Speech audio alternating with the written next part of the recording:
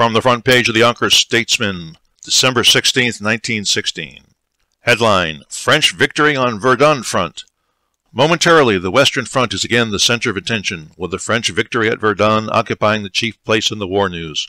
General Nivelle's stroke has brought the French back, according to the Paris report, nearly to the line occupied when the Germans began their big drive last January. Today's dispatches report the Crown Prince's troops lost nearly 9,000 men and prisoners and 80 guns during the French advance, which was effected to a depth of approximately 2 miles along a 6-mile front. Apparently, the remaining line on the Bezou River near the southern border of Moldavia is still unbroken. The latest dispatch report shows the Romanian left wing further southeast was retreating, taking new positions. The Russo-Romanian armies across the Danube and Dobruja are falling back simultaneously, according to Petrograd advices. The report of the resolution of the Russian Duma favoring the refusal of the Entente governments to enter into peace negotiations under present conditions, quote Foreign Minister Petrovsky as declaring Russia and our allies are at one in their conviction the war must be carried to a conclusion. Headline: To get funds for removal of snow. The snowfall yesterday, according to the records in the Water Bureau office, amounted to 10 inches. After consultation with Mayor Lennon and on an understanding with Alderman Davis of the Committee on Public Works that he would make a formal request for funds at the next meeting of the Common Council, Public Works Commissioner Brady set about 50 men at work last evening clearing away the snow in streets in the business section. They worked until a late hour.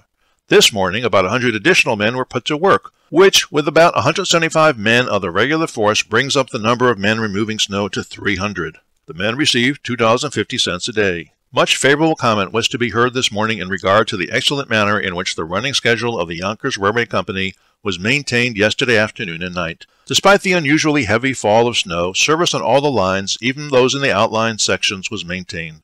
The condition was regarded as the more remarkable in view of the fact that the vast majority of the company's former employees are still on strike, and that the cars are now being run by men comparatively new.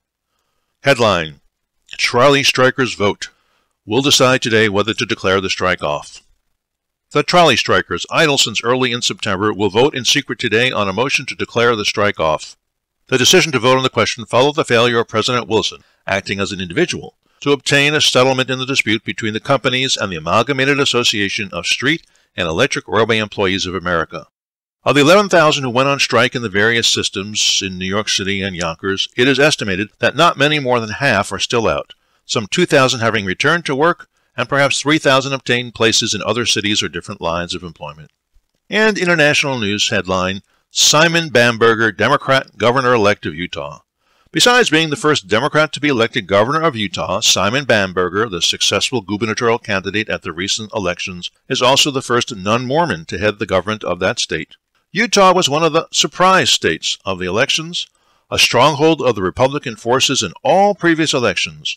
Utah surprised the wise ones by going Democratic from the president down to the smallest county office. And that's the news from Yonkers, 100 years ago today.